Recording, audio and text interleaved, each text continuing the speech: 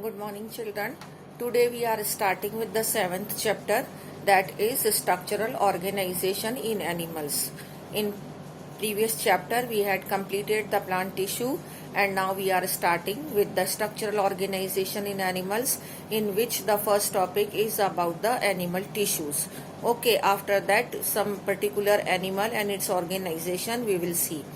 But before that we are to discuss about the animal tissue. Look at here, in unicellular organism like in amoeba, all the body functions like processes are performed by single cell only, like digestion, excretion, movement, locomotion. All of them are performed by single cell, like amoeba performs its digestion, its excretion, its movement, all by the single cell, even reproduction also.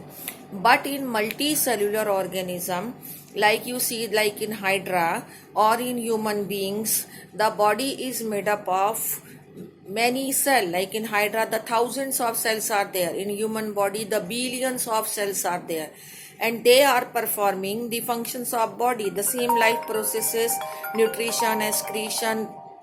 Similarly, the movement of material, transportation, and all of these, even reproduction, is performed by the multicellular organism, by the cells, these by the association of these many cells, like in billions of cells or thousands of cells.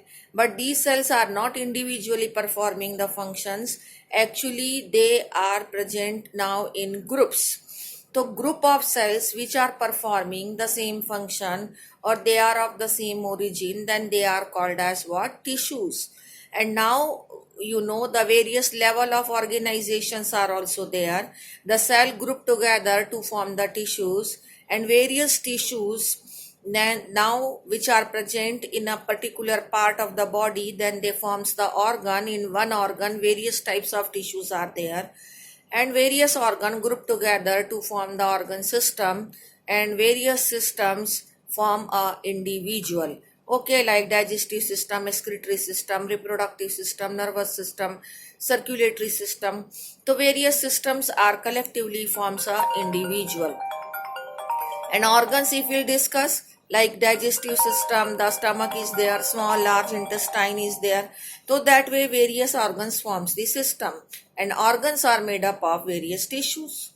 So now in animal's body, actually maybe the billions of cells are there, but tissues are of four types only. That is epithelial tissue. This topic was there in 9th class also. The epithelial tissue, connective tissue, muscular tissue, and nervous tissue. These four types of main tissues are present in animal's body. Here we are discussing the human tissues. So first of all we are to take up the epithelial tissue.